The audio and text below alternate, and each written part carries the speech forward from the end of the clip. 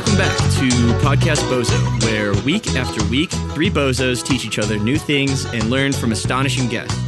Today I'm talking with Hussein Kesvani, who describes himself as a digital anthropologist at UCL, is a part of two successful podcasts, Trashfuture and 10,000 Posts. He's also a journalist, writer, editor, media producer, and a consultant.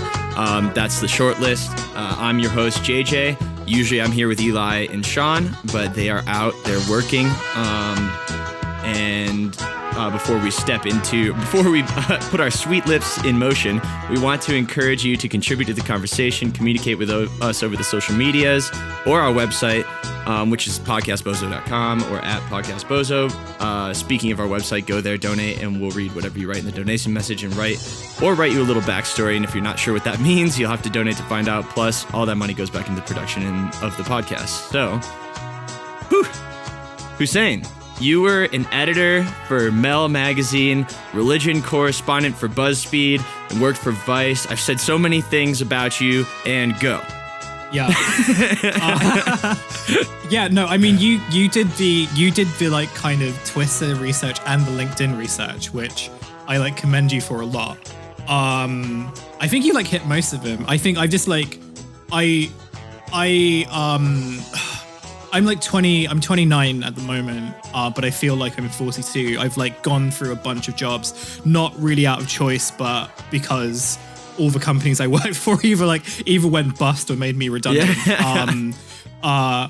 And you've kind of just had to sort of like adapt. And like, I've been very lucky in being able to sort of kind of get opportunities to keep doing things that I like doing in media in some capacity, like between the time when I left BuzzFeed, because I was only at BuzzFeed for like a year as a religion correspondent before they decided that actually like they didn't really want a religion correspondent anyway.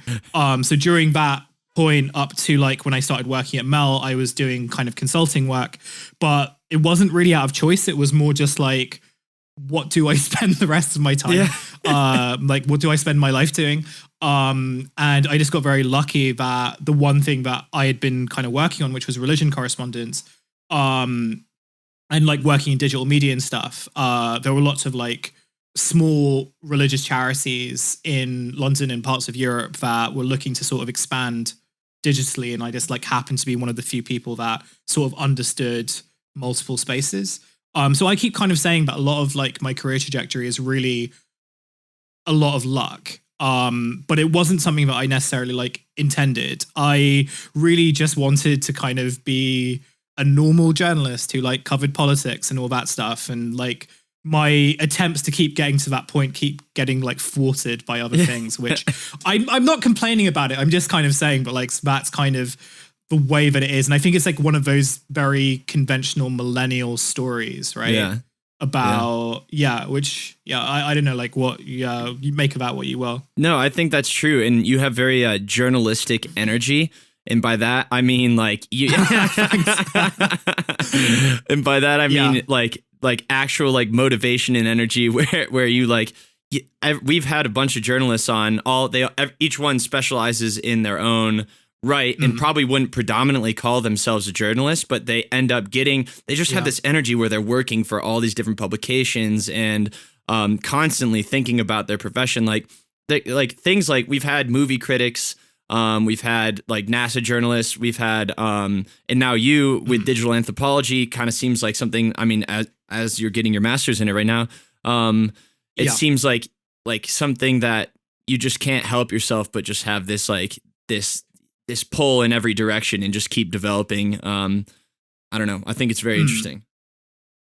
Yeah, thank you. I mean, like, I kind of get that too. I was thinking about this the other day and it was very much, I was trying to think about like why I'm in this position where I'm doing so many things that like I didn't expect. And like a lot of it was kind of, it comes out of two things. I think first of all, like you're absolutely right in the sense that it comes out of a journalistic impulse to be very interested in things that are like outside of you. And like for me in particular, like someone who kind of came from, so I like live in London at the moment. The British media scene is very insular in the sense that like if you wanted to become a political reporter, you would kind of like have to know certain people in the industry to begin with to kind of get your way in. Like almost every political journalist I kind of know at the moment.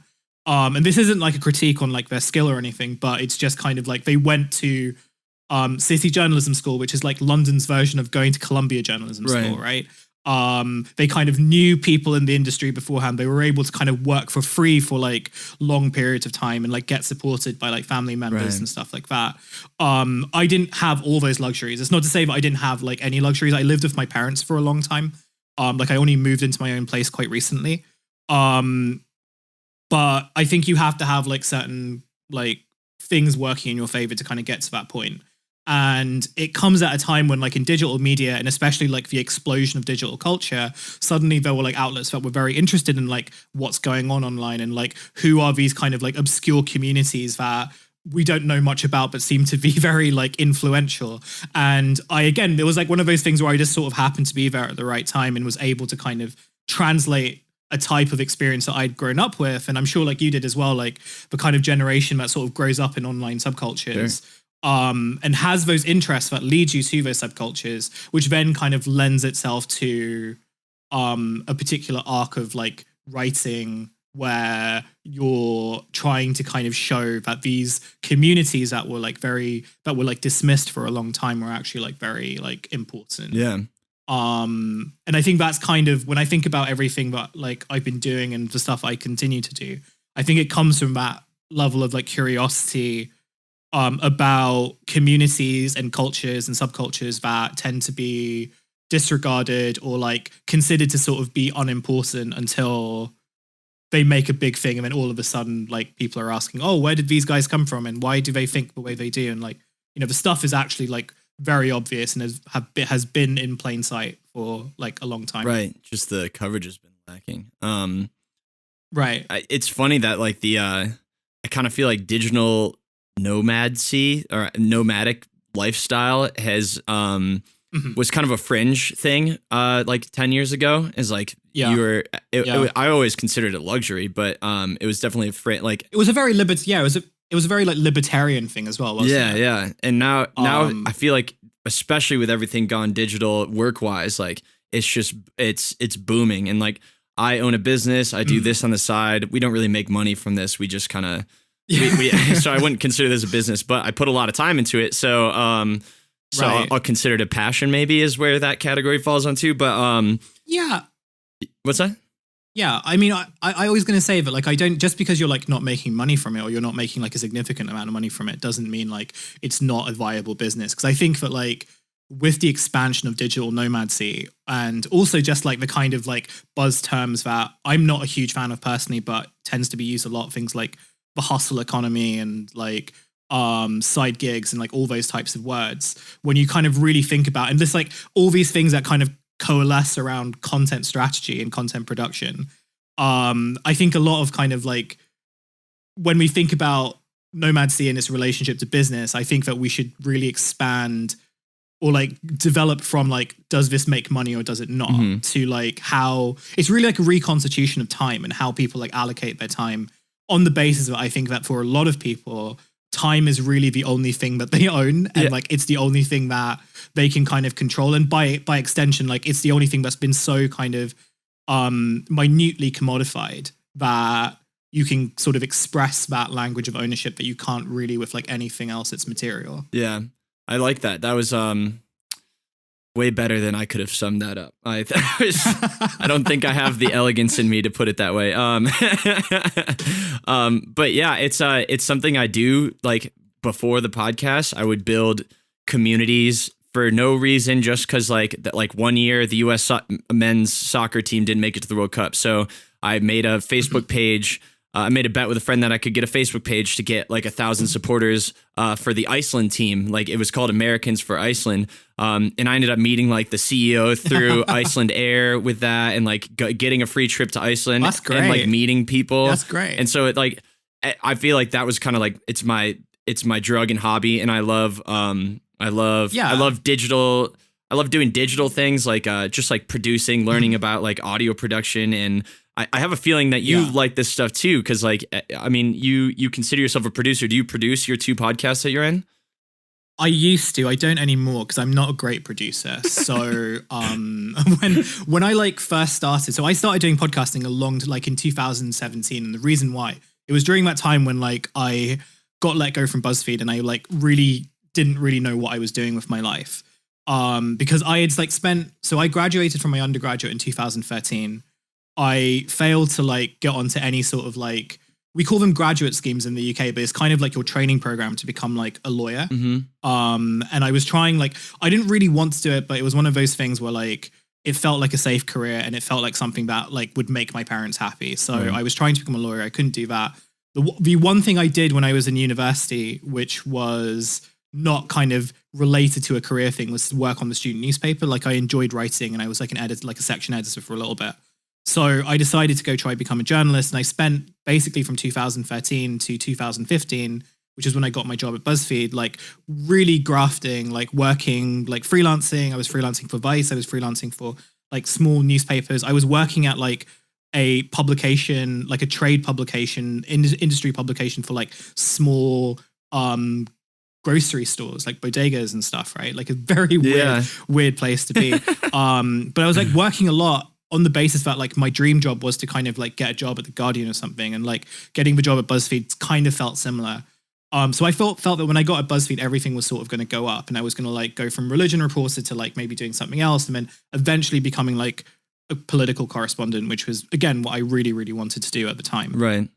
So when I left, like I had no idea what I was trying to do, and I was interviewing for jobs, and I was having two problems. The first one was that I had done a short course in like newspaper journalism when I left doing my undergraduate, and everything was going digital, right? So like, so like writing jobs were very scarce, but multimedia jobs were sort of expanding, but they were expanding in these kind of like weird ways. And like one of the emerging things was podcasting. So I had applied for a job at like a radio station, and I got turned down on the basis that I didn't have any production experience. And what they were looking for, because back in the day, you could just be like a reporter or like a host, but like now you have to be everything. Right. So like when you go into the interview and they're like, oh, so you don't know how to use like Adobe Audition and you don't know how to use all these things. Like, no, I can't afford Adobe Audition, man. Like, you know, it kind of reminds me of that trope of like the need 3 years of experience for this entry level position, you know, like that kind of. Yeah. Or you need like the money and time to really teach yourself. So I borrowed some money from my parents, like a very small amount of money from my parents. And I rented a copy of like Adobe Audition, and I bought what's the handheld like Tascam. It's not a Tascam. It's a like Zoom recorder. Like that, right? Like I bought like a Zoom H5 or something. And my friend was also working like he was working a kind of like low entry level job at like a local magazine. We started this podcast called No Country for Brown Men, which was just like a show where we would just talk about whatever. Yeah, it was a fun one. He was good at titles, and like it was I think it still exists on iTunes somewhere. It was so like badly produced, and it was so like you could hear like there's so many, and I was like learning while I was like producing, so you can hear all the kind of like really harsh cuts and all the, like the loud breaths and stuff like that. But it was remarkable like how quick I learned how to do that, and then I was just kind of continuing from there. And then when I did get my job at Melv, I like stopped doing like podcast production, but that was also the time when like Trashfuture happened, and my co-host Riley I think was producing, and he was also like an amateur, like teaching himself how to do it like the first time. And then when we were expanding, we decided that we need a proper producer, and that's when Nate Buffet came in. And so now he does all the production stuff. And then on 10K Post, I was like producing again, because 10K Post was just like a spin-off show that I was doing with my friend Phoebe to like talk about like online culture during lockdown and everything. So I started producing that again. But then as we were growing and I had like a lot going on with my job and everything, I realized that like I needed an extra producer. So we got a new producer called Drew to do it. So yeah, short, long answer to a very short question. I still do production from time to time, but like I am not skilled enough to kind of do it as a full-time thing. Yeah, that's fair. I feel the same way, where I'm just like, I have to be bad at production. I do produce this one, but I just can't be good at it. Like I learned on YouTube, there's no way I'm good at it. But yeah, but I mean, a lot of people, I think like you have to like be trained, or you have to be someone who's like comes from a music background, I think, to be like a really good producer. Because what I found is that like, it's not hard to learn the basic stuff. And it's not hard to learn how to like cut things and like, you know, use effects or like even get a few plugins, but to like really understand how to make it like a sound, like to really understand the experience of sound, I think you have to kind of come from a particular background or have at least some kind of base level of like training. Well, I noticed on both your podcasts, but I feel like now I'm forgetting. I think it was more 10K or 10,000. Sorry. I abbreviate things in my head and I forget that I do it. And 10,000 posts, that there's this like sheen on the top of your voices. I don't know if you hear that, but like there's this like I don't know if either of us know enough to talk about it, but like there's got to be some. I was like, wow, this is nice. It was like glossy. It made you guys sound like superstars. I think I think our producer explained it to me when we first started, because like when he first started working with us, I was so amazed by like the stuff that he came back with, and I was like, wow, like it's never sounded like this before. Yeah. What's going on? Like, you know, and I think it's like, again, like he sort of knows how to use like effects really well. He kind of like told me about noise gates and stuff like that. You know, like the way he came onto our show is because he like messaged me as like a fan of the show, being like, if you ever want help with your audio, just like let me know. That's rad. Because I have a background in this, and like we just got very lucky that like, yeah, he's been kind of great with us. It seems like every successful podcaster that comes up in that grassroots way is lucky in some way. Like you just not lucky, like you're earning your following, your personalities attract people, but like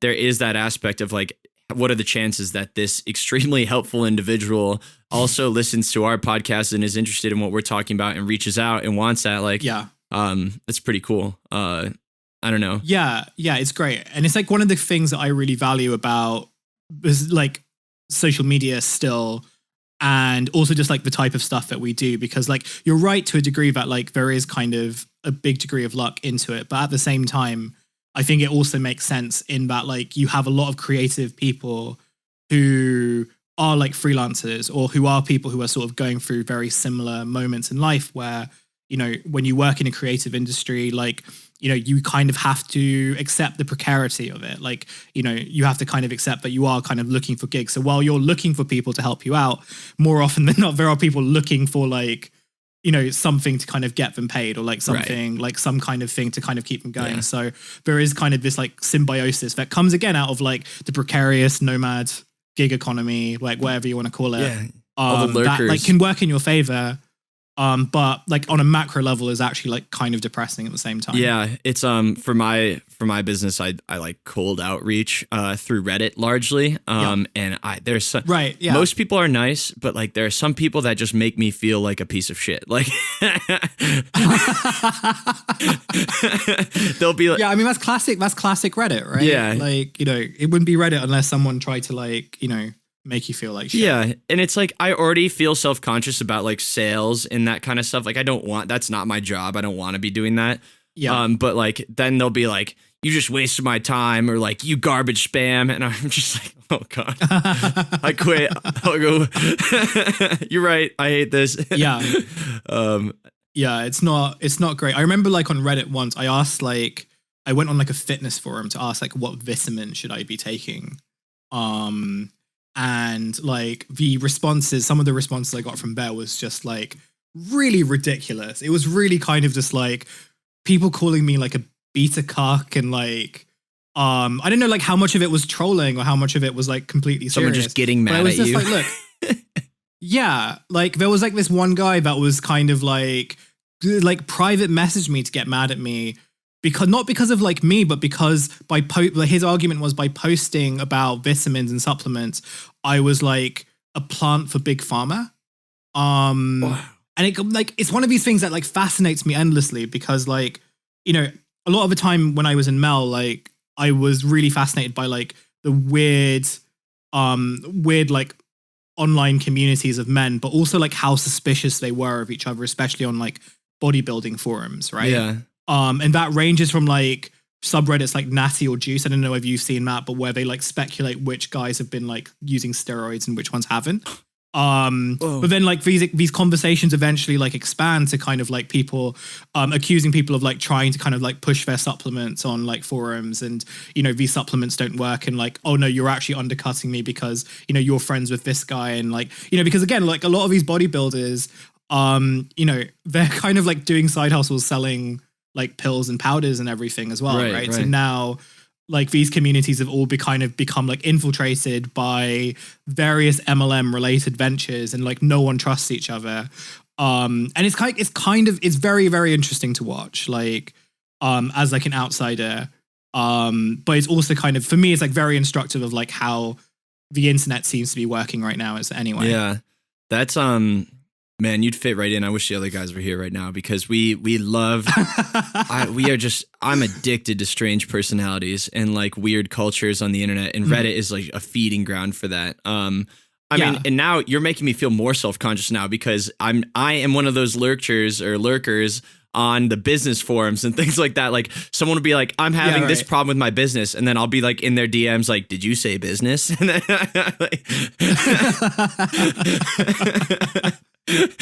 yeah, but I get it. I totally am. I think it hasn't. I'm an early lurker, so no one bust off my scene quite yet. I'm still working on it, but yeah. I don't know. I think you would fit right in with the other guys here, because I mean, there's a dark side of this, like the cult thinking and like that kind of stuff. Like I read one of your articles about the guy that was heckling you, the like anti-Islamic, like guy. And I don't know. Yeah. Maybe I'll get into that now. I don't know. 'Cause that's a whole deep thing that deserves its own attention. But like, yeah, like guys like that, it's just so interesting. Like, and I really appreciated the in-depth approach you took, including like describing the mold in his teacups and stuff like that. Like when you when you went in there, like I mean, I don't like. There's the face value of it, which just makes you mad when people are racist and angry. But then there's the other aspect that you have to try to understand it to like to understand it, you know.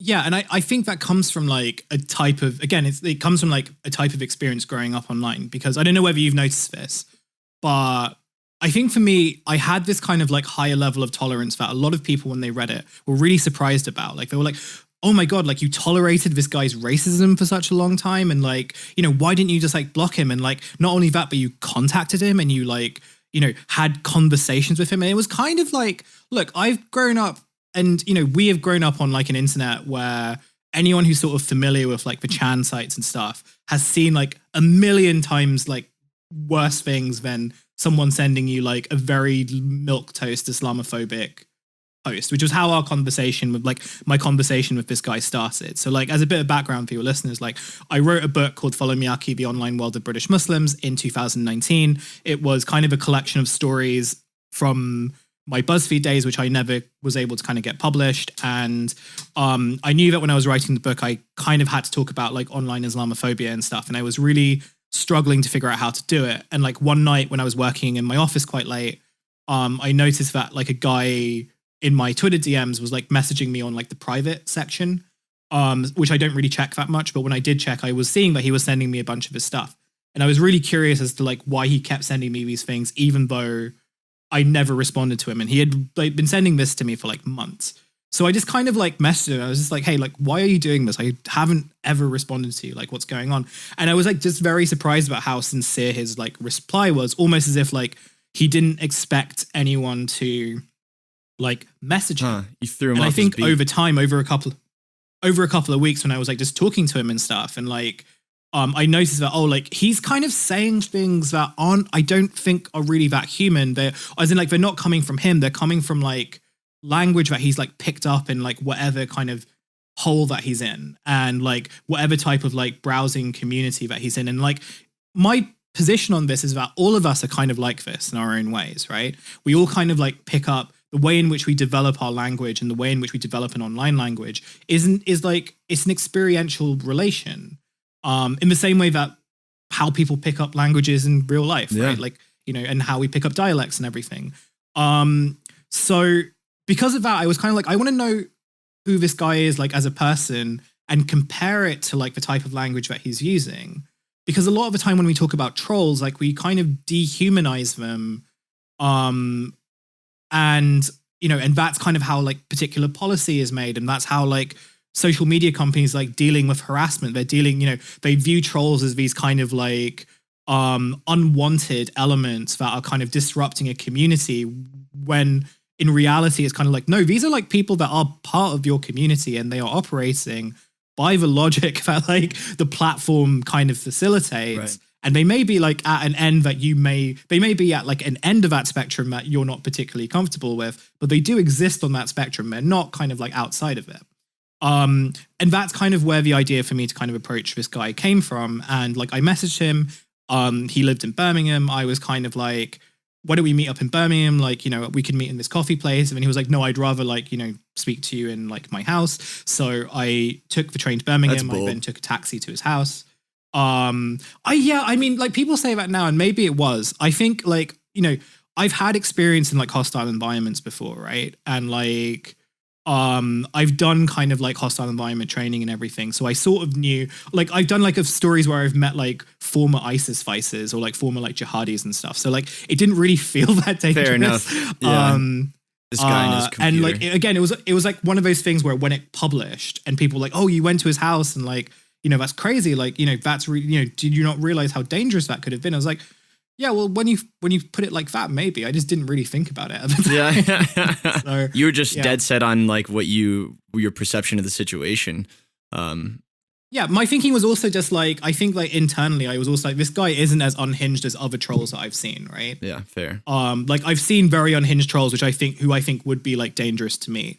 I've been to kind of like far right rallies where you can sort of like identify who people are and like how they post and like, you know, putting names to faces and stuff. This just didn't seem like one of those guys. He just seemed like kind of like a guy who was all kind of talk. And he was a guy who was all talk online, but wasn't really that much in like real life. Did you ever watch, this is going to seem like a sidetrack, but it's not. Trust me, stick with me. Did you ever watch the assassination of Gianni Versace on Netflix? No, I kind of watched the first bit of the episode and then it didn't really like grip me, so I like didn't finish it. Fair enough.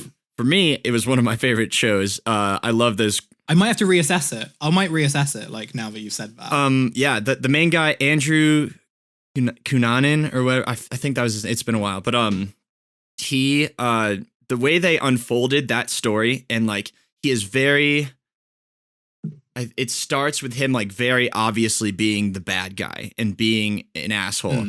And then not asshole's a huge understatement, but the way they unfold it is that like you slowly learn more and more about his backstory and what's going on with him and like how like why he came to be this way and like previous family life and stuff like that. And to bring it back to what you're talking about there is that this guy all of a sudden starts to make a ton more sense as you unfold this story. Like, first of all, like it's the same way you experienced him. You know, you experienced him as true Brit, this guy just like relentlessly, ungratuitously just giving you like being racist over and over again. And I'm sure you're not the only person he does it to. And then you go and see him and you learn about like his divorce and you see his house and it's like, I don't know. So for me, I've obviously like never experienced personally any types of racism or anything like that. So for me to say like, oh, we should take an empathetic view at racist is very probably frustrating to people. And there's no right way to counteract. If you want to be pissed at racist, then be pissed at racist. But to me, it is interesting without having any experience. To look back at that and like not gain empathy necessarily, but like just understand it. Yeah. I wasn't ever intending like any sort of like, I wasn't arguing anything. And that's the thing. Like when the piece came out, like there were a few kind of like quote tweets that were like, oh, another piece that's trying to tell us to try understand the racist, blah, blah, blah. And like, at no point did I ever kind of like say that. Again, like for me, you know, and it goes back to like my book as well and kind of how one of my frustrations about it was that it was always kind of seen as this book about religious identity when like, yes, partly, but I think a lot of it was much more to do with technology and how how social technology kind of like affects the way in which we negotiate relationships and how we negotiate identity through those relationships. So for me, like my thing was, as I mentioned before, I could tell that like the stuff that he was sending me online came from particular online ecospheres. Like I've seen those images before. I've seen those phrases before. They were not something that were like genuinely coming from him. And what I was fascinated about was like, what kind of like, how does a person get so like deep into it, but like not only do they kind of buy into what these ecospheres are sort of saying, but they're also kind of like replicating language. And like a lot of my research now as like a digital anthropology student is about language and how the reproduction and replication of language, like the memification of language effectively, like how that kind of like reinforces particular political identities, and how that's like affecting broader discourse as well, right? Like again, it's a kind of like a half-baked thesis at the moment. I haven't like quite got there yet. But that was like the thing that I'm really interested. I'm really interested in like this like reproduction and replication and like memifying and stuff like that. It was never about like you should take an empathetic view of the racists and stuff. Yeah. And like my entire book, and even at the beginning, I'm just like, I'm not trying to teach you any lessons here. I'm not trying to even like say anything about like Muslim culture or like British society or anything. I'm just telling you like a series of stories in which like technology and like social identity interact with each other. Yeah. Is it possible? I mean, how can you possibly be objective, I guess? Like to me, those stories tell me something, but maybe that's because my perspective, maybe there's people who disagree with me and they read those stories and I'm sure there are, and they get mad or whatever and they don't agree with you. So I guess I just talked myself through that point, but yeah, I mean, I guess it's more just like the aesthetics of it. Like, again, a lot of this is about aesthetics as well, right? And like the things that infuriate people are kind of like when an information source like has the aesthetic of like objectivity when it's like very clearly isn't, you know. And that's why like people get mad at like the New York Times and the Washington Post and stuff like that, and like you know, because again, it's like the aesthetic of objectivity, and within it, like there are like very evident contradictions, but the mythology of being objective is like necessary for those institutions to like survive. And you know, so I think that like I've never kind of I don't think I've ever kind of like said that I'm like an objective person. And I think that in itself, being an objective person is like, that's a contradiction of terms anyway. Mm-hmm. But again, it's like also one of those kind of things about the internet where like people will always like accuse you of like trying to say something that like you quite clearly like haven't. Yeah. So a lot of it is like projection as well, I think. Well, and your message might get, or your story might get tied in with other messages they've heard, and therefore they perceive that bias or that story that you're trying to spin with some other thing that they heard the other day. Which strikes me as interesting. Was also like, yeah, I mean, this is like a final thought. It's also just about like reinforcement of other identities too. So like when that story in The Guardian came out, another kind of criticism was like, oh, look, you know, this is what happens when you're like a cisgendered like Muslim male. You know, you can just like walk into these places and like, you know, have like find empathy or like, you know, be sympathetic towards like this racist that's like probably harassing more like women than, you know, men and stuff like that. And like, that's absolutely true. Like, you know, I don't discount the fact that like as like a cisgender appearing male who like can speak like with kind of like an elocuted English and stuff like that, but like my protection and safety would like not be like as much of a concern as it would be if you were like a hijabi wearing like Muslim female and like so on and so on. You know, but I think when that's sort of like, when that's kind of reflected online, the process of actually sharing it wasn't kind of wasn't a comment on the content in and of itself, but it was more a reinforcement of like someone else's identity as being kind of more precarious and more vulnerable, you know, rather than the content in and of itself. So it was like the act of sharing, I think, is like quite an interesting observation, or at least it was quite an interesting observation when that story came out. Yeah. Yeah. So you were talking about how like culture gets memized and that kind of thing. What comes when you say that, I kind of feel like you have a specific example in mind. You have like outside of this, do you have something that you think of, especially like in your research? It sounds like you're early on, but like, what do you think of when you think of like, I don't know, anything? Go ahead. When culture becomes memized, I mean, yeah, that's a big question. I mean, I'm not sure about like culture being memized, or like ideas, I guess. Yeah, I mean, I think the thing that like the most interesting part of the online experience at the moment, and there are like scholars and like, you know, I guess so like one of the reasons I went back to university, for example, was when I finished my book and when I was kind of at my last kind of couple of months at Mel magazine, I had kind of been thinking a lot about how people kind of communicate on the internet and how people reinforce particular identities, or like what identity actually was online. And I think that also came in like the wake of like these kind of current conversations about, you know, cancel culture, identity politics, critical race theory, so on and so on. It was like people are kind of like having these very different conversations about what identity is and what it should be, and like you know, whether identity is kind of like conducive to revolutionary praxis, whether it should be, you know, all that kind of stuff. And I think like working as an online culture reporter, it was really difficult to like wrestle with those questions because you're kind of up against it in terms of the amount of content you're supposed to be producing, the like there wasn't really a lot of time to kind of think about how does the internet actually work. Mm-hmm. You're kind of just like, you're there, you get your story, you get your interview, so on and so on. People make of it what you will. And I wasn't kind of like particularly satisfied with it. So when I left Mel, I decided that I really wanted to study like the process of sharing and like why people share things, why people post online, how people form communities on the internet, what an internet community is, whether that even exists. And I think like the lockdown and just like the idea that like my original plan was like to move to Toronto, and just like do something.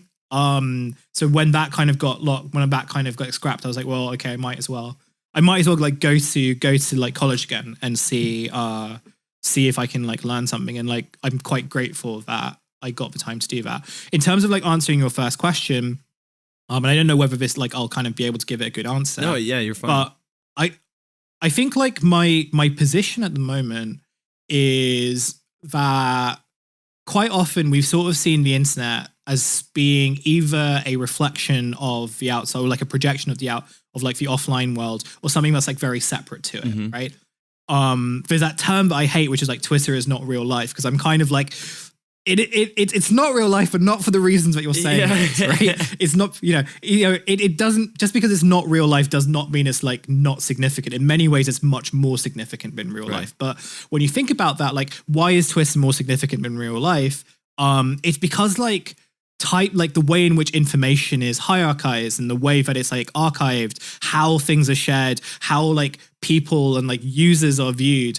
Like I'll give you like an example. Like just before this podcast happened, there's been some funny tweets about like, well, there's been like some kind of like irony-laced tweets about like the Israel-Palestine conflict that's currently like taking like, the current like siege in Gaza and stuff like that. And there was a British Twitter user who did this very funny tweet about like, it was something like Miley Cyrus, Cara Delevingne, Rage Against the Machine, Sam Smith, you're all on the list or something, because like they said like vaguely critical things about like the current like Israeli kind of aggression in Gaza, right? So it started this whole discourse about like Rage Against the Machine, like, and people who like don't like, didn't listen to its lyrics. So I posted this very stupid tweet, which was just like, I used to love Rage Against the Machine, but I can't anymore because of wokeness. And I thought, okay, this is the dumbest, like, this is so dumb. And like that, obviously people should kind of like know how stupid it is. Loads of people haven't. They're still kind of like bombarding my DMs right now, like calling me like a fucking like bastard or like an idiot, saying that I'm like posting my L's online, all that type of stuff, right? Gosh. And I've been trying to think about like why, like even when people are telling them, even when I tell them that like this is evidently like a joke, right? Like this is the dumbest thing that you could possibly get mad at. Why are you getting mad at it? And I realized that a lot of it comes down not to what I've said, but because I have a check mark, right? And I got a check mark in 2015 because everyone at BuzzFeed got a check mark when they signed up. It was like one of the perks of the job. Oh, nice. When like check marks are really cool. But like this is the thing, like like I've been thinking a bit about like the legacy of the check mark and how like the check mark was originally there to verify celebrities because lots of people were making fake accounts. And then it suddenly like morphed into like anyone with like a kind of high status media job. Yeah. And that's sort of been reflected now in like, you know, you have certain users who are given these check marks and like, you know, and they really kind of like internalize it. There's a lot more people who have check marks who don't really take it that seriously, but there are also people who don't have check marks that really resent people who do have them, but like for reasons that they can't explain. So they'll get so fixated on the idea that, oh, look, this kind of like user that Twitter is deemed as like a higher user than like me is saying this really stupid thing. And I'm so mad about that. And it's this kind of, and this is the thing, it's like one of those things where it's like, imagine if this was like a real life social interaction, right? If I said that, oh yeah, like Rage Against the Machine are a woke band, like, okay, you would call me an idiot, but you'd probably like, if you knew me, you'd probably be like, okay, well, like, he's just like telling a stupid joke, like, you know, just best to ignore him or whatever. Yeah. But like on Twitter, it becomes this really big magnified thing because of like this symbol and like this symbol that lots of users kind of project their own like relations on.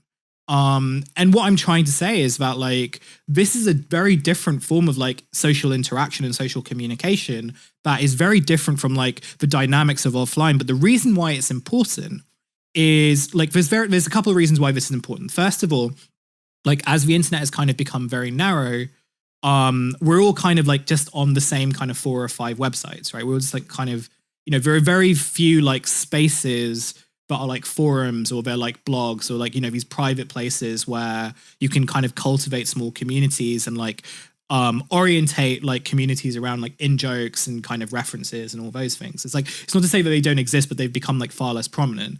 And social media platforms, while kind of like wanting to kind of be the places where communities form, really don't give a shit about like community. They don't really know what a community is. They don't really know what community moderation is. They just kind of want users and they want the scale, right? And Facebook have kind of like openly said this. Like they're kind of like, we're not doing any community moderation. If you want to do that, great. But what we're doing is like, we're chasing scale, we're chasing numbers.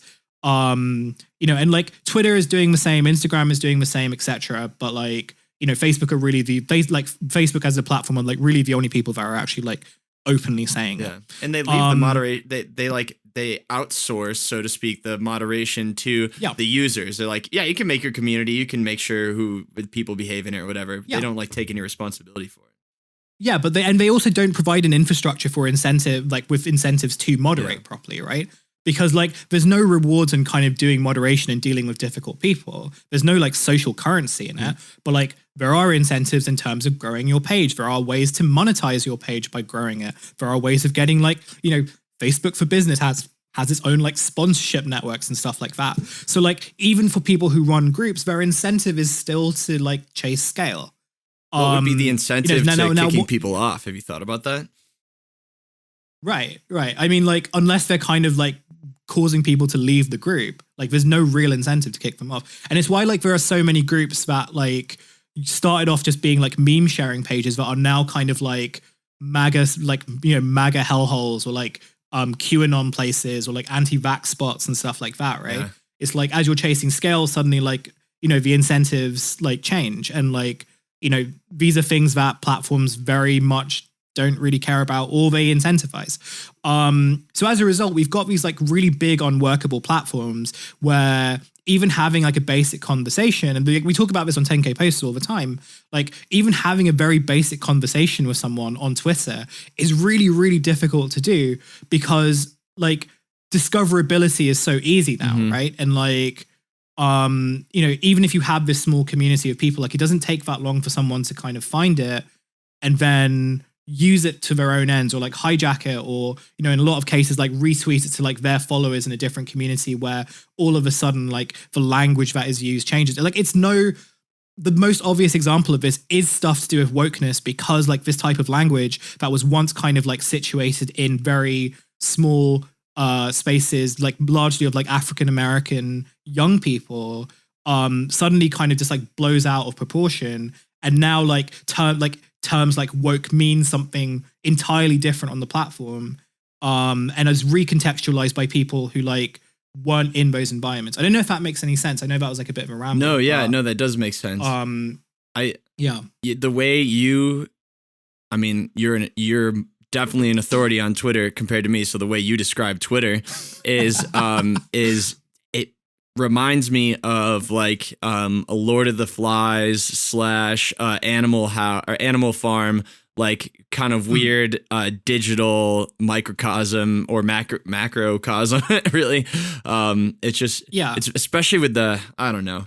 That is something that I have not been exposed to on Twitter yet. I'm new to Twitter-ish. I mean, one of the like one of the like undertones of both those books, and particularly like Lord of the Flies, is about like suspicion with proximity, right? The idea that like as you're kind of like within this kind of small space and you're kind of like getting closer and closer to people, like your intimate relationships are also ones that are kind of like filled with suspicion. So you distrust the people that you're on this kind of like island with. You're suspicious of this like new order that you've created, which was like designed to bring about like egalitarianism, but instead like reproduces a hierarchy, right? Twitter is like the best example of that because it is really just like this giant surveillance platform, which again, like incentivizes you to observe people, watch them and shame them in public, right? Like the best type, like the way in which you get numbers and the way in which you get quote tweets and stuff is by shaming people online. Hot takes. Right? And this is something that like, well, it's not even hot takes anymore. I think it's like literally shaming people for having takes, for having opinions on things. I think that's kind of the new currency. And like, platforms don't want to admit that because if they do admit that, then they have to admit that like the whole social part of their social network like is meaningless, or it's kind of like built on a negative sociality, which like I don't think any of them either really think about that much or they really want to kind of accept. Well, hasn't Facebook also admitted that their algorithms were geared towards controversy and like because that got more likes? Like you're saying, the things you're saying right there is that like they there was a time, and I'm sure it still is true now, but they admitted it and fixed it. What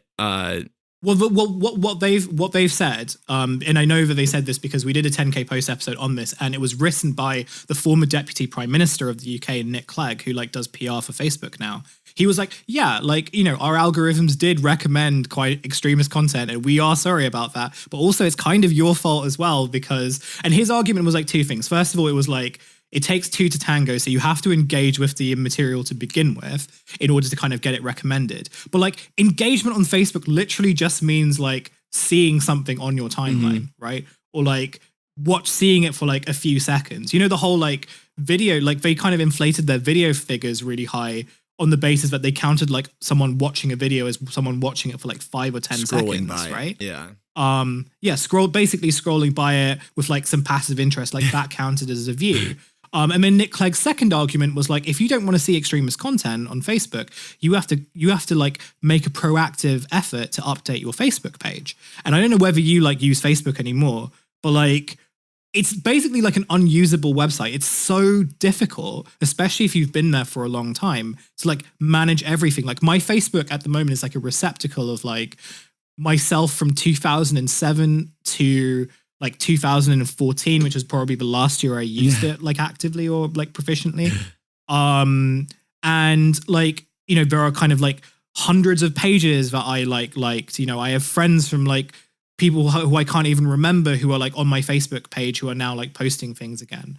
You know, so many kind of like widgets and games and all this stuff that like you technically didn't unsubscribe from. And like, you know, for me, it's like laziness, but if you're kind of like a normal person, asking them to spend like hours of their week like updating their Facebook page so that they don't get recommended like extremist material, like that's a huge but also like an unnecessary ask to avoid like making your user interface like more efficient. Yeah, there's been so much burden placed on us. It's almost like at this point they're like, here, like you do it. It's funny to me that effectively they were like, you have to like turn these switches off if you want like, you know, more posts that are tailored to like your needs on there. And it also like, and within that is very much, well, okay, if you want more posts tailored towards like who you are currently, it means you have to keep using Facebook, right? So like it's your fault for not being on Facebook enough. Yeah, it's just too late for them. It's dying. There's no right. It's over for them. I mean, it's becoming its own little parlor, basically. Yeah, but I think like they don't want to be a social network anyway. I think so Ryan Broderick, who runs the Garbage Day newsletter and is like very good at understanding like the mechanics of social media. Like I think he made this point in a newsletter a few months ago, which was that like they've just been chasing numbers and they've been chasing scale. So even if the platform dies, they've still got this huge like membership. So that could like lend itself to anything from like creating like an integrated advertising network, like a more integrated advertising network that like covers the entire internet, or like something like a cryptocurrency or like a digital coin or something like that. Like, what they really want is memberships. I don't think they really care about their platform that much. Do you understand cryptocurrencies? I do not. Little bit, but as someone who's like spent a long time reading about them and understanding a very small amount. I don't get it. Yeah. Don't even try with me. But yeah, it's Twitter. It does just put everything out there in comparison to Facebook too. It's just like there's the privacy settings are so minuscule in Twitter, and like the ability, like it's very hidden to have the ability to just like make it so. I mean, I guess the biggest feature for someone with a check mark is to like only have people who follow you or whatever that setting it is. That would be seems like that would be one of the more useful things that can comment on your posts. It is funny to me. We've had people on this podcast who've had hundreds of thousands of followers on Twitter. And then you go, and I used to go to their Facebook pages and read whatever their bio was on their Facebook page. And it was something that they wrote when they were like 15, and they're like, yeah, that sounds like, yeah. I wish I had looked yours up when you were mentioning that was a good one. But you would assume this person who's very up to date on their social media as a bulk term would be up on their Facebook too, but it's not. It's like their profile picture is still the one from like when they graduated high school or whatever it is, or at the bare minimum, that's the only thing they've updated, which is more true for me, I'd say. Yeah, I had to like update my Facebook privacy settings because I had like this weird, not like a stalker, but like a guy who was kind of like sending abusive messages quite often, or like just kind of like, and like also kind of messaging my private inbox on Facebook, which usually they don't, but usually just like email me and then send me tweets and stuff. So I basically like reset my privacy settings so I'd be like undiscoverable, or like it'd be very hard to kind of discover me without sort of knowing who I went to school with and like, what area I live in, etc. That's fair. So I would have had to do some high quality stalking and friending of old schoolmates and things like that. I don't think it would be difficult I don't think it'd be like super difficult, but like it's harder when you're like, if you're just like a really mad online person, it's like you have to kind of really put in some energy to like find it. Yeah, there's other people that like will probably divert your attention at some point before they get to you. Yeah. It's like the slowest person when being chased by a bear type of situation. Yeah. Yeah. What is your so this is, I don't know how long you want to stay on. We'll go for 2 hours sometimes. I mean, I have like an extra like half an hour, 40 minutes. Yeah. Like I blocked out 2 hours for this. So. All right, cool. Well, feel free to say I'm done whenever. We've got a nice hour under us, but we can go on for like another like half hour, 40 minutes, whatever. Cool. Well, I wanted see how it goes. I wanted to talk about, this is kind of a sidetrack or like a new train of thought, I guess. First of all, I love all the articles you did on Mel. They're first of all very diverse. It's kind of like, I was thinking, it's kind of what we've modeled this podcast off of, is like trying new things, learning about new thought processes, like getting into different worlds. And then there's other parts too, right? Obviously. And one of many that grabbed me was astral projection. And I don't know much about it. I skimmed the article, admittedly. Yeah. But I don't know if this is that similar, but I do like, I'll meditate once in a while.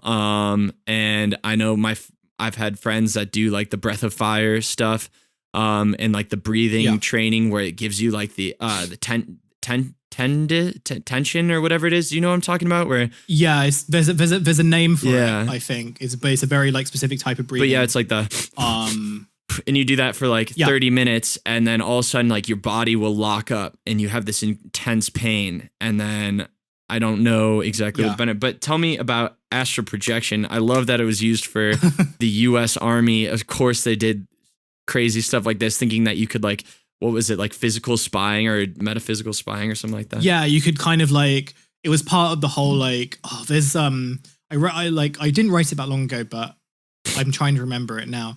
But like there were kind of various like programs, CIA related programs that were funded during the Cold War. The Men Who Stare at Goats type of situation. Where like it was kind of fueled by both intrigue and suspicion about the Soviet Union. And a lot of this stuff has sort of been kept under wraps, where like it's kind of just being released now. And like the astral projection stuff has sort of been known for a long time, with like some aspects of the US government being very interested in like whether astral projection would allow you to kind of would allow people to kind of like infiltrate particular areas of like, or like classified areas, or by extension whether like the Soviet Union was using like astral projection as a way of like spying on like military bases and stuff like that. I became interested in it partly because, again, it was one of those things where we were in lockdown, and I remember at Mel at the time there was this real struggle about like how are we going to like keep producing content when we're stuck in our houses, and like everything basically just becomes digital culture. So it was very like we were trying to really think out of the box in terms of like how could we present like some interesting stuff during this time.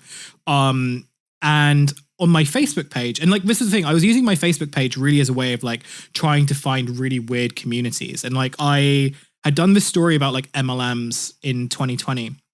Not 2020, sorry, 2019. Was that on the and part of that was that the businessman that had that, oh, I just blanked out on it. Green Spill or whatever his name is. Was that one? No, but it's very like the Greensill stuff is very similar. The Greensill wasn't a multi-level marketing scheme, even though it may as well have been, in my opinion. Seemed it. The MLM story was about a guy. It was a story that I wrote about young ethnic minority men, particularly South Asian men from poor communities in the UK, who were being roped into various like multi-level marketing schemes, including a scheme by a American business called ACN, which was supposed to be like a telecommunications company.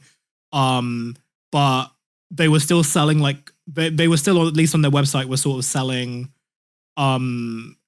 outdated internet packages, including like packages for like the Amstrad phone. I don't know whether you know what those are, but they're like conference telephones with like video like screening on top. It's like very kind of like 90s, early 2000s like office chic stuff. Yeah, sounds like someone trying to imitate James Bond, something like that. Yeah. Right. But like a lot of their business was actually just like recruiting people, and you would get like recruitment bonuses and stuff like that. So as part of like following the MLM stuff and just like investigating MLMs, I obviously came across like some other sub communities of mostly young women who were joining kind of MLM schemes that were focused on like beauty products or insurance and things like that. And like the more you kind of dig into them, the more you're like, oh, like they're into kind of like crystal healing and on like particularly the meditative practices. And that's how I got to like astral projection. And once you join one page, all of a sudden like you get recommended like 10, 15 more. Yeah. And like I remember seeing some which were like, you can astral project and like embody animals, or we can astral project you into like so that you can travel through time and all these things, like these really kind of like bizarre stuff. And you would look into these groups and like you would see like people, like just ordinary people, or like people who at least look like ordinary people, like mums in Iowa or something, talking about how they spoke to like their dead uncle who like died when they were 16 thanks to like this astral projection method. So I met this Canadian guy who gave me an astral projection lesson. Okay. He was a very nice guy. He was like, he was someone who, kind of like his background was that he was doing like drugs and like had a drinking problem for a long time. And he kind of found solace in meditation. And then as he was like digging into meditation, he also learned about like other types of spiritual practices, including like astral projection. And like for him, it was like, he actually had like a much more rational, or not rational isn't the right word, but he had a much more like leveled view of what astral projection was, which was like, I'm not kind of saying that this is like a supernatural experience. It's just like a type of meditative experience where some people say that they can kind of reach the astral plane, and they can kind of like visit places that they're familiar with, but like can't like access, and this is like something to do with like the relationship between the body and nature and stuff like that, which like has its own groundings in kind of dharmic faiths like Hinduism and stuff. Anyway, he gave me like a lesson in astral projection. I tried it that evening, and I tried it like just before I went to bed. So I may have like fallen asleep, but I like dreamt that I was like visiting this kind of like restaurant that me and like the other Trashfuture boys, like our old office used to be around this like Pakistani kebab restaurant, which like is a very good place if you ever go to London. I'll give you the name and details for it. What's it called? And yeah, it's in the article. I haven't been there for such a long time, but I think it's called Nidu's. Yeah, it's Nidu's Grill. Okay. Where it's like another one, but like there's a few in like the area where our office used to be. And I think I was like just craving it at the time. So it was kind of in my subconscious, but like I definitely felt that I was there. Yeah. And the way that I was doing the astral projection was very much just like I was just lying on my bed. And I was just really trying to kind of consciously like let go of things. And like, I don't know whether you've ever had those deep dreams where you feel like you're falling. I always wake me up every time. Yeah, they usually wake you up. Like, and what the exercise was like deliberately trying to sort of like induce those feelings. So like instead of waking up, it was like really cool, sort of like letting yourself kind of go in. So what this guy was telling me was that feeling that where you jolt and you end up waking up, that's like the beginning of like an astral projection. And you have to have like a certain level of like bodily control that comes through like breathing exercises, and it comes through like other forms of like meditative practices in order to kind of continue that process. So you did this in one night. He gave you one lesson, and you did it in one night. That, I mean, to me, this sounds very similar to lucid dreaming, which, as far as I'm aware, takes practice for like months of like being diligent about it. So this sounds like a hack to that somehow. I mean, and I've always been interested in that. Yeah, I mean, again, I don't know whether it counts as an astral projection, right? Because like so there are like some groups where they talk about being on an actual astral plane and like consciously revisiting that astral plane, right? I'm not even clear what that means. What is an astral plane? What is that? So they describe the astral plane as like this kind of like spiritual level above the earth, but not quite in space. Okay. Where you can interact with other people who have astral projected as well. And in the astral plane, like you have your physical body, but your physical body is capable of doing other things. So it's able to move faster. It's able to go to like other places, other countries. It's able to like watch people in real time. It's like sandbox mode in Minecraft. Yes, from what I understand of Minecraft, as someone who doesn't play but has watched a bunch of YouTube videos on it. Yes. So actually like doing an astral projection to a familiar place in your life for a very short period of time of like 10 seconds, like for some people that wouldn't count as astral projection. It might just count as like a lucid dream. It might just count as like a deep sleep dream. It could also just be because I was very conscious about like, this is the place I sort of want to visit. I want to go back to like the Trashfuture office and see what's going on and everything. Right.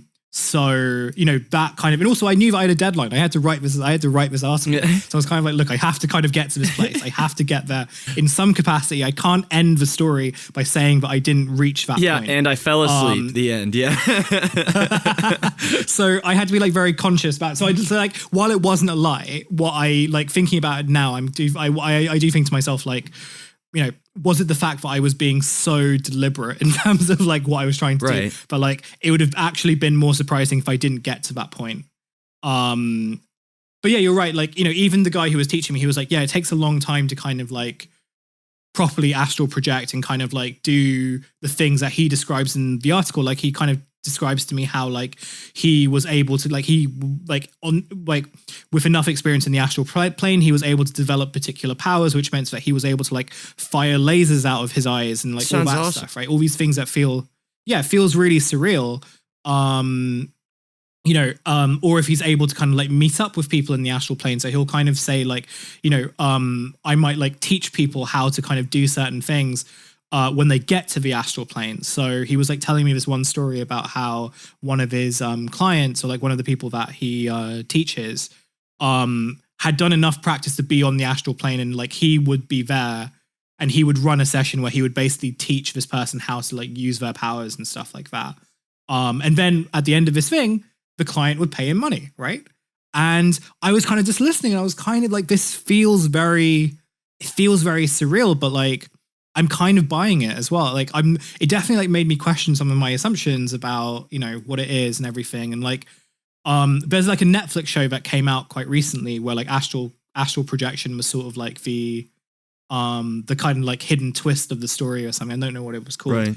But it's like definitely like evidence that I think that it was one of those also things in lockdown where I think that people like really craving the outside world, they were like deliberately trying to kind of like do it. So there was a lot of interest in that during that time. Yeah, that's cool. I'm sold on that. I don't know if I should ask you because you're apparently an expert now, or just look it up myself. But I was thinking. I mean, I can't teach you anything, but I haven't already written in that article. Right. So. Yeah. All right, well, but there are a lot of chooses. There are a lot of astral projection chooses on Facebook. So like, yeah. What do you think the possibility of us doing like you and I could collaborate and do a Twitter live stream of an astral projection? Oh, that'd be sick. Or like a Twitch stream like in the astral plane. I wonder if like someone's actually thought of that idea. I'm not sure. Yeah. It'd be fun though. I don't know. I'd have to. But like it'd also be kind of sad because it'd be like, you know, of all the things you could do in this like astral plane, this place where like your movements and abilities are unlimited, you want to like sit down at a computer and post. Well, it's like the people who go to Noodles and Company and get buttered noodles. Like that's kind of what you. Yeah, that's a good point. So there's a market for it. Yeah. If I've learned anything from that. So that's just, I don't know where that came from. Sometimes I feel like I don't even know what I'm saying. It's too early in the morning. By the way, you're having coffee at like 5 p.m. Yeah, I'm a bit of a fiend, but also like you're a journalist. So yeah, so I think it's partly that. It's also been Ramadan, right? So like I haven't really been able to have like coffee at like normal hours for a long time, but I also can't function properly. Like I do have a dependency on it to a degree. So I've been like working at night, which means that like when my fasting was broke, usually around about like 9 p.m. in the UK, or like 8:30 to 9 p.m. in the UK, I used to kind of like have a very weak coffee, and then I would like work throughout the night. So my body clock is like completely like messed up right now. So I'm trying to kind of like just wean myself off to like normal hours. So this is my first coffee of the day. It is at 5 p.m. Yeah. So I see. So this is you showing restraint, is drinking caffeine after work hours. Yeah. That's right. I mean, like also I don't have a job. I don't have a proper job. Right. This is another thing too. Like not having like a proper job and like not having proper working hours. But also just needing to sort of be active because I'm doing like another podcast after this one as well. Oh, cool. Like, so I have to sort of like I can't like be depleted like too much. Yeah. So for me, it's kind of a way of like, okay, this is like how I'm going to like propel myself for the next few hours. You got to be wired. I get it. Yeah. That's right. That's right. And like, I'll go to bed at like 2 a.m. It'll be fine. Yeah. Everything will turn out all right. I weaned myself off coffee this last week and a half. All right. Not weaned. I just cut it. Oh yeah. I was a little sick one day, and part of it was like I had a lot of congestion, and historically, if I have coffee that just makes me feel worse. So I didn't have it for those like 2 or 3 days I was sick, and then I was like, maybe my roommate and I are like a pot a day each kind of guy. So it was like I use it as an opportunity to just be like, maybe I'll take a week and a half off. But this morning I woke up, I can't get myself to not wake up at 6:20, and I wake up every morning at like 6:23. I can't tell you how many mornings I wake up, turn over, grab my phone, 6:23 a.m. I don't know why that is. Why? I don't know. I mean, it's the whole like circadian rhythm thing, right? Yeah. And I've been thinking about this as well because like I've been trying to kind of like I really want to be an early riser. Mm-hmm. And I think that like the lockdown, like same for a lot of people, the lockdown really messed that up. Because like before I would kind of like have an office and I'd like have set times where I'd like go to things and everything. And when, and also like working at Mel, like I think my real like weird coffee habit started happening when I worked at Mel because I was working remotely and they were based in California. So it was like an 8-hour time difference. So quite often, because like the editing process over there was always collaborative, I would have to be like online between the hours of like 6 p.m. to often like 10 p.m. in the UK. It's a strange work day. But I'd also be reporting throughout the day. Yeah. So it'd kind of be like, okay, well, I'm exhausted, but if I need to be awake and I need to be on my screen, like I have to have like something caffeinated. Like I'm not going to be able to push myself through it. So I would much rather have like coffee than like, I don't know, like one of those big energy drink, like the Monster energy drinks. Oh yeah, easily. Right. So it was kind of like, I think during that time, and I think really, yeah, my kind of like habits of drinking caffeine and stuff have really changed as I've kind of been in different work environments that have been very, very demanding, but also kind of have misconstrued how my body like understands like the notion of time. Yeah. I think this is like the biggest thing. Like my body just doesn't really know what time it is anymore. Yeah. It must be and so I think confused. that when it does, yeah, and it's like, it's something that really worries me a lot because I'm kind of like, as I'm getting older, like I'm nearing, like I turned 30 this year, and my thinking like was always when I was younger, I wasn't really drinking coffee, and I was like pretty like, I was working in my parents' shop in the mornings. Like they would like open at like 5 a.m. So I'd like do paper rounds and like make bread in the mornings, and then I would go to work, and then after I finished work I would go freelancing. I'd come back at like 11 p.m. I'd be up at like 5 a.m. the next day. Everything would be fine.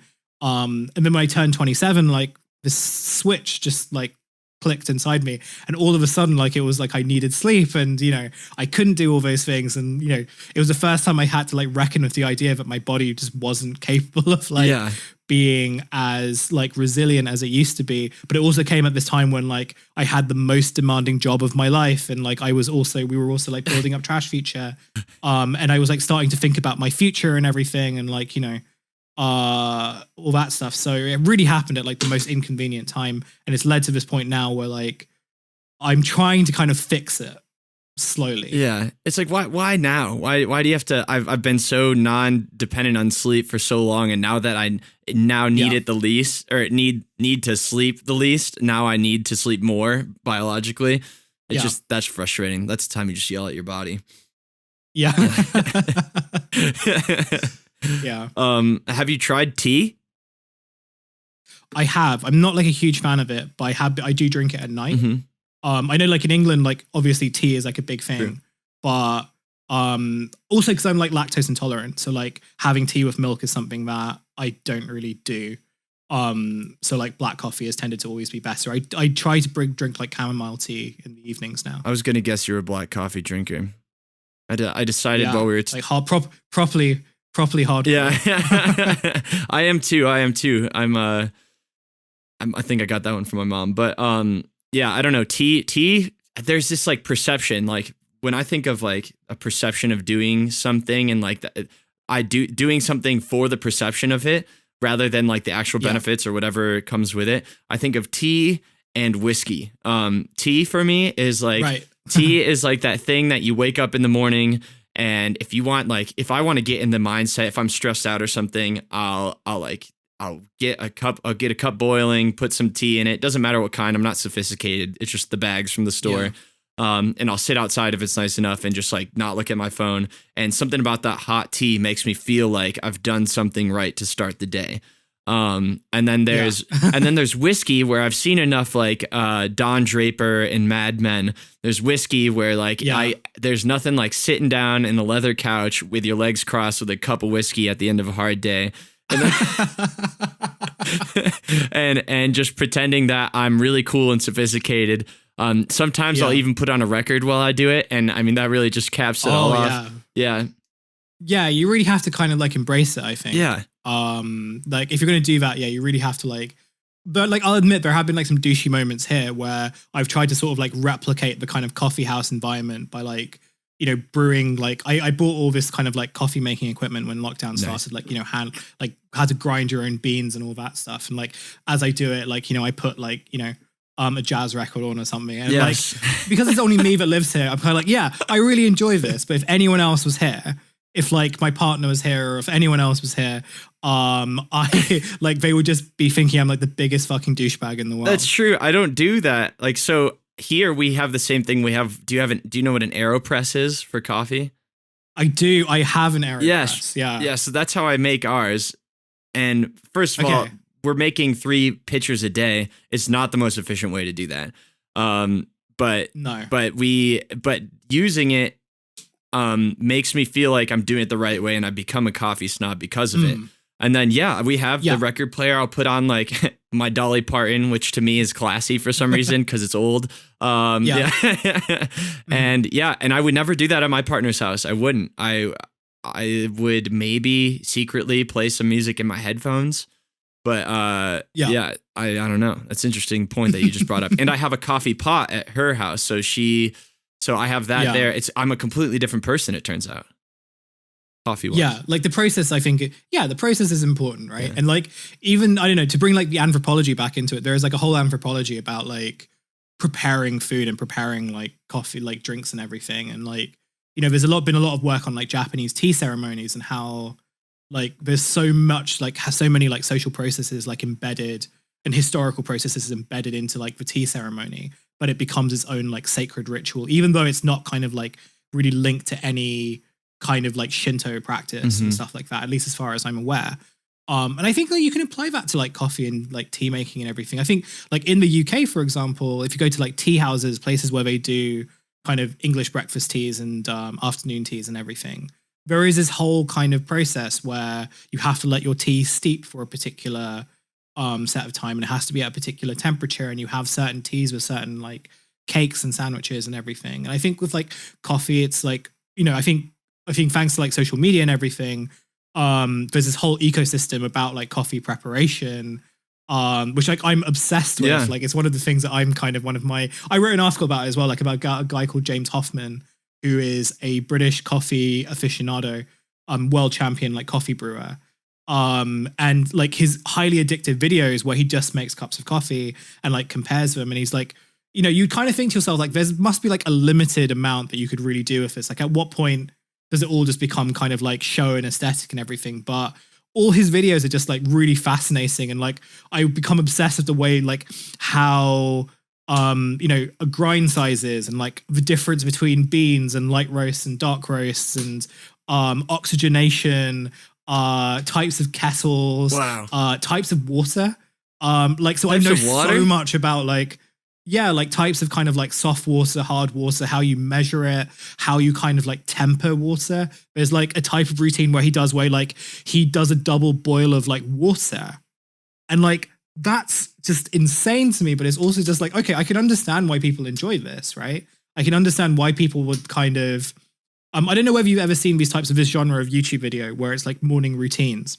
No. Sounds up my alley though. Lots of these kind of like tech bros. I mean, they're kind of like insufferable in a lot of ways, but they're also kind of like strangely addictive. Yeah, it's almost like these caricature. Kind of like tech bros, fitness bros, talking about like how they kind of prepare their like time in their lives and everything. And like the morning routine is like a big kind of content thing. And almost every morning routine is kind of like people making coffee, and like they kind of dedicate a huge section of those videos to like how they prepare, what type of like flasks they use, what types of temperatures they use. And for them, it's like, oh yeah, I see like making coffee as like an achievement, right? And it's fascinating, but it's also kind of depressing at the same time. But it's kind of like, oh, they've added this social process. But whereas in the Japanese sense, the kind of like tea ceremony is kind of like, it is both a social process, but also one that's kind of deeply respectful of a kind of like historical tradition that doesn't really kind of like exist anymore, but one that's sort of central to like particular mythos and everything. The coffee routine is like serves kind of the capitalistic mythos of the US or like Western countries, right? So like the idea of making a coffee isn't about enjoyment or personal enjoyment. It's about like doing so, like making your coffee as productively and as methodically and as managerialistically as possible. Mm-hmm. So it's kind of like, I think about it in that way, and I'm like, oh, this sort of like, it's these kind of like pseudo-secular religious traditions where the thing that you're honoring is like capitalism. Wow. There you go. This is kind of what happens when you're like stuck in your head. Like, that's where it goes. That was amazing. That was fantastic. There was a bit at the beginning. I was like, why am I bringing up coffee? This can't be interesting. And of course, you made a way to make this interesting and make it. That's right. That's right. I mean, look, that's kind of what happens when you sign up for the content game, right? Yeah. It's about making things that are as kind of like bleak and as innocuous as possible, like entertaining pieces of content to like, you know, talk about. But it is true. Like I think I compare that to like the we've been doing some woodworking around the house and like making a bar and things like that. And nice. Watching a lot of videos in association with it. And there is a whole branch of woodworkers who refuse to use power tools because it's not like the because it's not like the way or the way it was intended to be or whatever. And then there's this whole counterculture to that now that's like, why would you like same thing but faster and like can make 3 bars in the time they can make 1. And then the purists have this response where it's like, well, we made this with our bare hands. And see, that's really interesting too, because I think again that feeds into this broader kind of like cultural war online, which I think like everything sort of magnifies into, which is like this whole notion of like reject modernity, embrace tradition. And I don't know whether you've seen that before. A lot of that is kind of like at the center of my university thesis at the moment. Sure. And like what starts out as sort of being like groups of kind of largely young men, but like young people who are disaffected by like again like disaffected by capitalism and like sort of what it's given them and everything, but don't want to kind of like be socialists or kind of be kind of progressive leftists and stuff like that.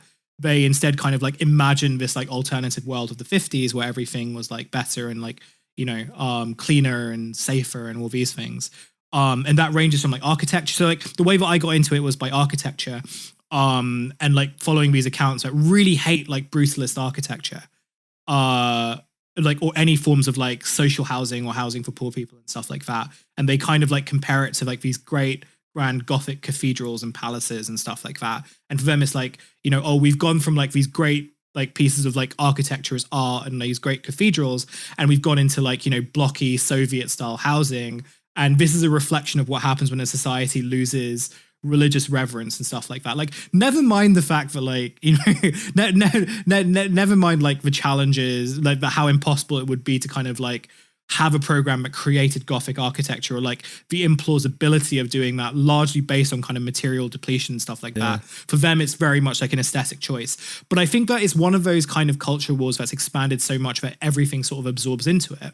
And like, you know, and in that people kind of reflect their own anxiety. So one thing I think about a lot is like people who have like lots of plants and like people who are really into planting and stuff like that, and like making their own gardens and everything. And like, obviously like that's a good thing. And like, I really kind of support, you know, people doing that. I'm also trying to build a garden of my own right now and not doing a great job of it.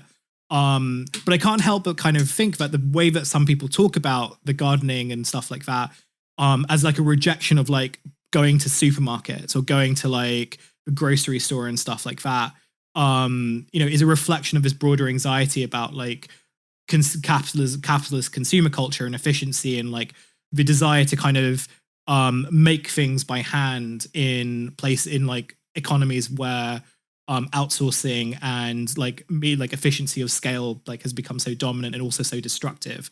And that also reflects in the way that people think about like relationships, and how, you know, so much of the whole like reject modernity, embrace tradition thing is reflected on like dating apps as well, where they kind of see dating apps as being this very hyper-capitalistic service-based way of finding romance. And like what happened to when you could like meet someone in a pub or meet someone in like the church or something like that. Like there have been some like stranger things. And I think a lot of it is like reflected into that. And like it's very funny to me. And one final example, which is something we were talking about earlier, which is bodybuilding, and how like there is also like a subculture of like bodybuilders who hate supplements because they think they think that it kind of like reflects modern consumer capitalism and modern consumer economy. Yeah, that fits. So for them, it's like rather than taking pills and protein powder, we're going to drink raw eggs and we're going to eat raw meat. and we're gonna like work out like Spartans did. That means like we're gonna work out in the sun, and we're gonna like not only lift weights, we're gonna lift like bags of sand and like bricks and like, you know, raw natural materials. Like there's like a whole subculture. And like I wrote this piece for Mel about like bodybuilders, like right-wing bodybuilders who were drinking raw eggs and telling people not to get vaccinated, but just to kind of like be in the sun for as long as possible and drink as many like raw eggs as like they can, and like don't avoid seed oils and everything. And so much of it just came from like this kind of rejection and suspicion of modernity that fed into this broader cultural framework, which is how like Twitter and how other platforms like organize subculture. So it all kind of like feeds into this one broad ecosystem.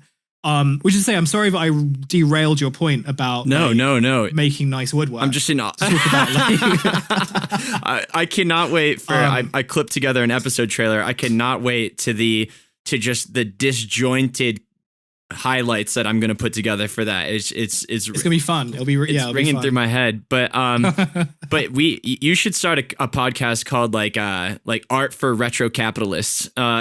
Right.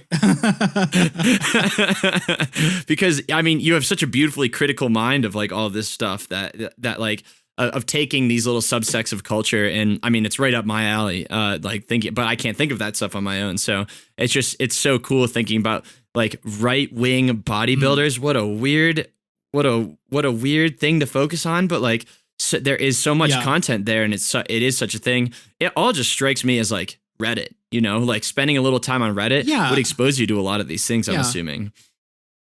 Yeah, I mean, like, again, I won't like go too much into this, but I think part of what we did at Mel was like really that. It was kind of like seeing events in terms of like their broader kind of, I mean, like when you kind of look at current events, you always kind of think about them in their broader like historical and social contexts. So I guess the question was like, how do you apply that to like internet culture, where you don't necessarily have those like long historical contexts, but you also have like social processes that are kind of accelerating at like a much faster pace than most people are kind of used to.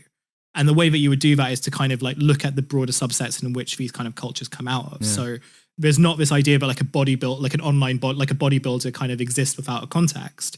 And what the online kind of environment does is allow us to like explore that context a bit more. So you can see like a bodybuilder like pushing, like, you know, say that they're pushing like raw egg, like the raw egg diet, for example.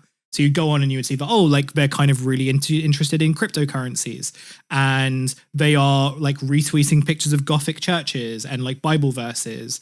And they're like tweeting kind of fascist Pepe, like meme variants. So like, I wonder what's going on here, and I wonder who they're following, and like, oh, like they're following a bunch of these like actual like self-proclaimed fascists. I wonder what's going on there. And then you kind of like just dig in more into that, and you realize that, oh, there is this kind of broader context, because, you know, online can be a really alienating environment. And I think it's one of those kind of situations where when you're exploring a subculture, one of the broader questions you're asking is like, why does this subculture exist? Like, what is it in reaction to? And again, it feeds into my broader kind of thesis about the internet, which is that a lot of the time communities and subcultures exist in reaction to other communities, right? It's very rare that they kind of exist in and of themselves. It's not to say that they never do, but more often than not, like especially reactionary communities exist in relation to like the thing that they are being reactive to. And in that case, like right-wing bodybuilders are like a reaction to a fitness culture, which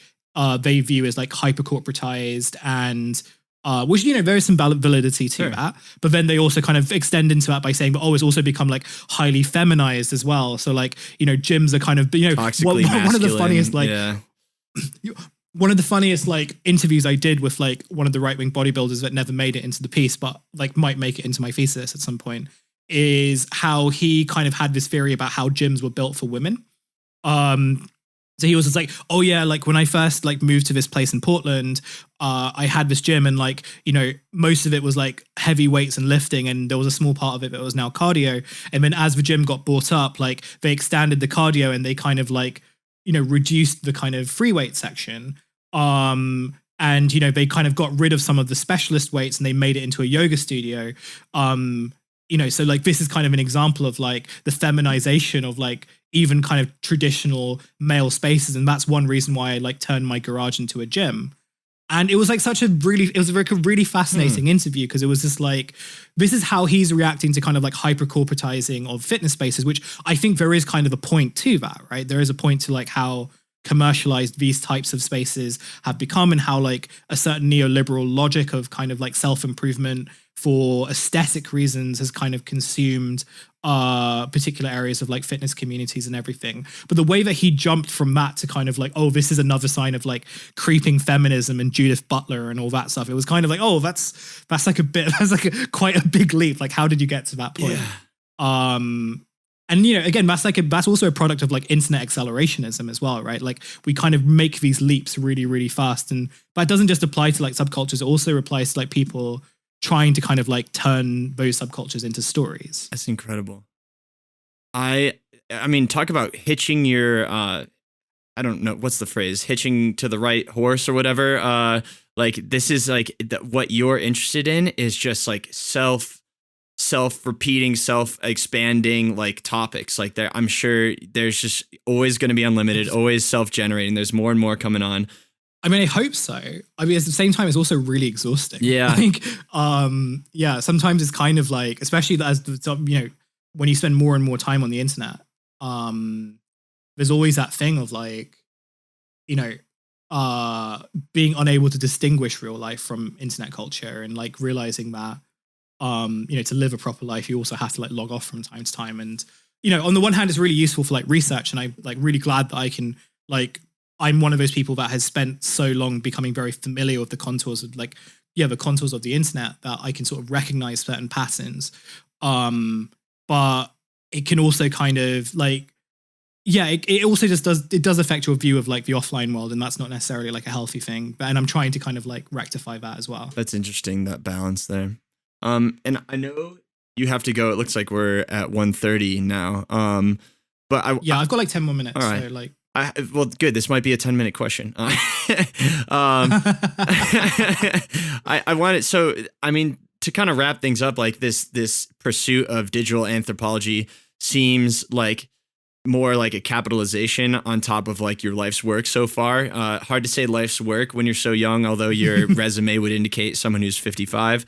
But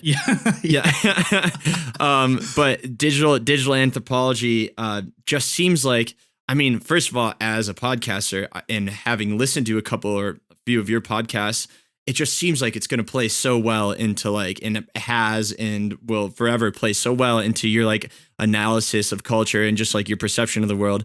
But as a journalist too, I mean, Mel is just the perfect fit for you. I don't know if what spawned, when did you realize that like you are a digital anthropologist, regardless of your education? Yeah. Well, the thing is, like Mel like sadly no longer exists, or at least it might exist. It might come back in like a new form. It got shut down. I mean, I left before it got shut down, but it got shut down quite recently due to like funding and everything. And like there's a couple of articles online about that. I know it does, because it's like Mel was one of the like very few places where it did actually feel like fun writing stuff online. Mm-hmm. It was like a high pressure job, like don't get me wrong. Sure. And that happened not just because of like its popularity, but also its funding structure and like producing lots of content as a way of like trying to justify its existence, which isn't necessarily like the best thing for platforms trying to kind of like experiment in like a very algorithmic industry.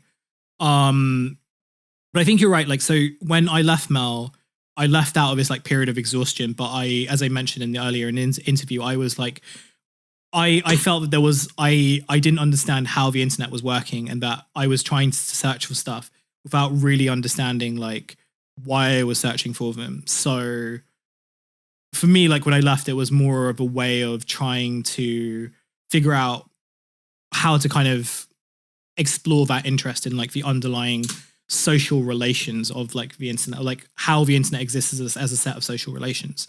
And I was just very lucky that like when I was looking to kind of like maybe pursue further education, I was like, initially I was looking to kind of do a second book, but I didn't think I really had like a decent primer on like the theory element of it. My first book was very much like a journalistic exercise, but I think if I was to do something about how the internet worked, I would probably need some kind of more theoretical grounding. So a friend of mine had actually told me that like at UCL, University College London, where I'm now a master's student, they were doing like this, they had started this course, which was all about how communities sort of form online and why they do. And it just felt like it was very like up my street, and I got very lucky to get in.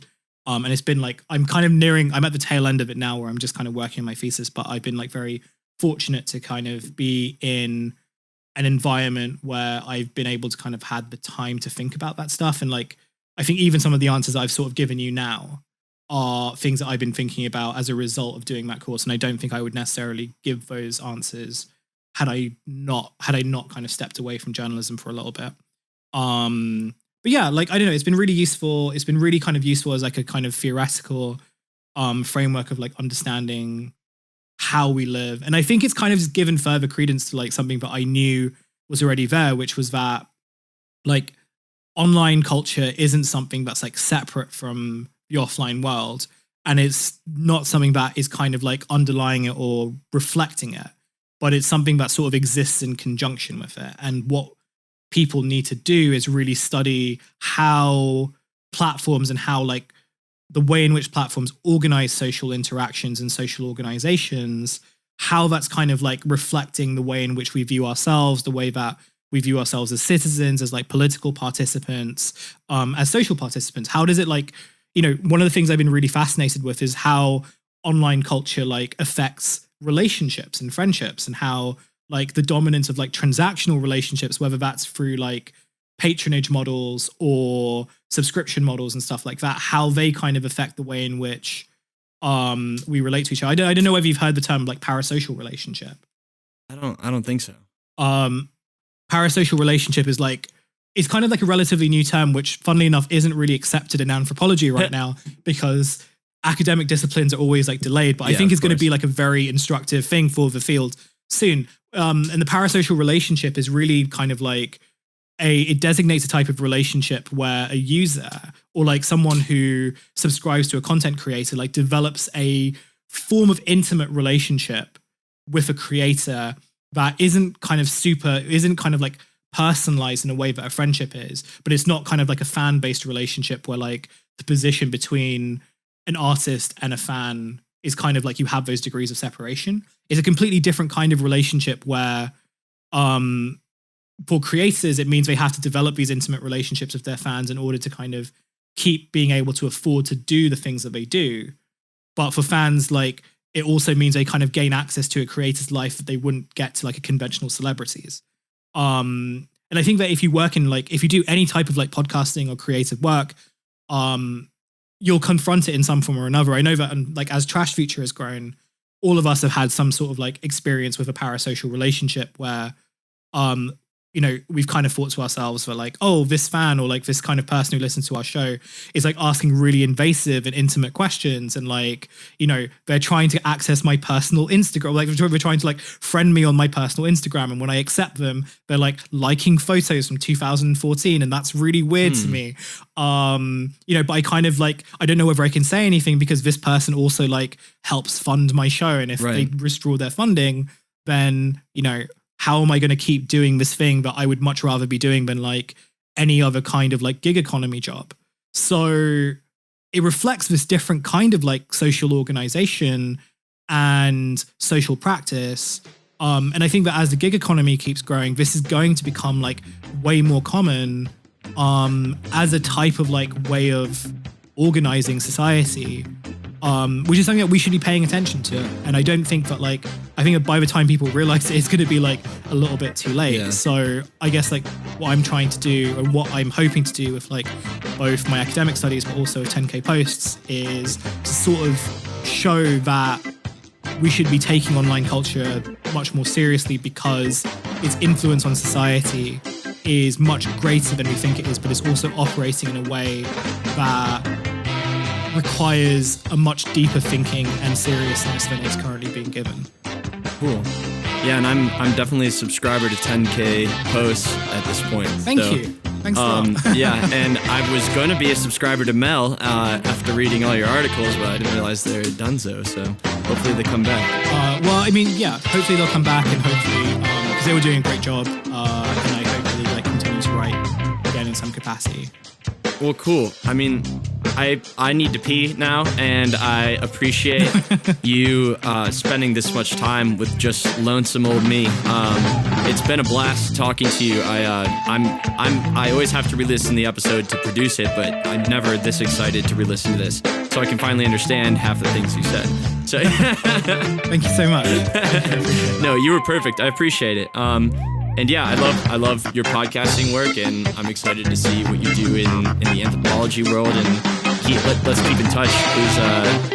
Yeah, definitely. Yeah, I would love to someday in the future have you on and talk to the boys. It'd be much sillier. Yeah, that'd be fun. Yeah. Let me know what you can do. Yeah. Well, I appreciate it. And yeah, thanks for coming on.